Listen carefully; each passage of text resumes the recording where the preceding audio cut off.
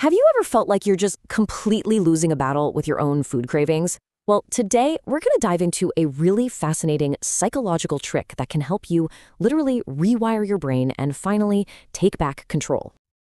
You know the feeling, right? We've all been there. There's that one food who just can't seem to say no to. And it feels like this epic battle of willpower that you're just destined to lose. But what if I told you it's not about willpower at all? Let's talk about that really specific, almost uncontrollable urge. For you, maybe it's that late-night siren song of something sweet, or that savory snack that just completely hijacks your afternoon. Yeah, when that craving hits, it can feel so powerful, almost like a real addiction. You might feel like you're in this constant fight with your own mind, and let's be honest, more often than not, the craving wins.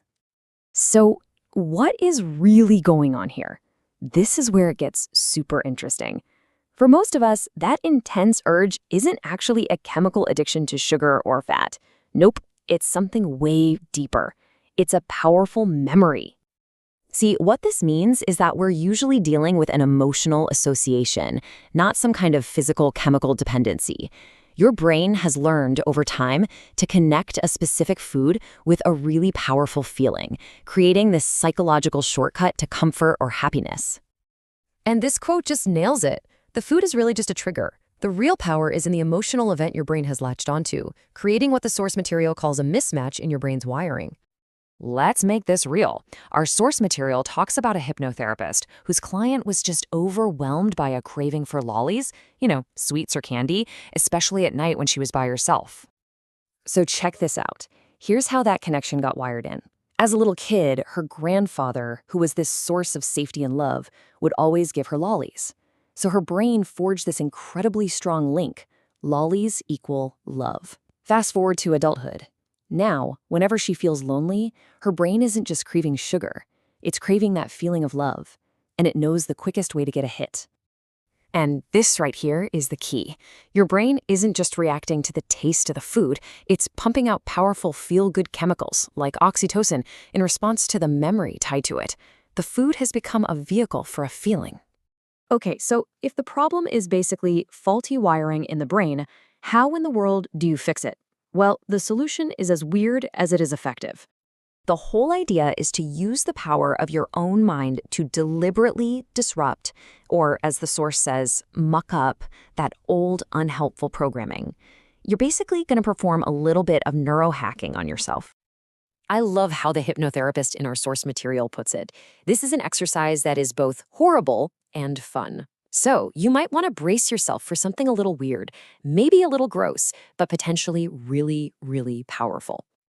All right, so how does this thing actually work? Let's break down the exact steps for this little imagination exercise. So it's a 5-step process. First, you picture that food you crave. Let's use the example from the source, bread. Then you picture something truly revolting, like fresh dog poo. Now the key is to vividly, in your mind's eye, combine them. Imagine smearing it all over that beautiful bread. Then imagine taking a huge bite where all you can taste and smell is that disgusting thing. You do this a few times and then you test it. Think about the bread again, and for a lot of people, the craving is just gone, replaced by disgust. And listen, this is so important. The technique's success completely depends on your imagination.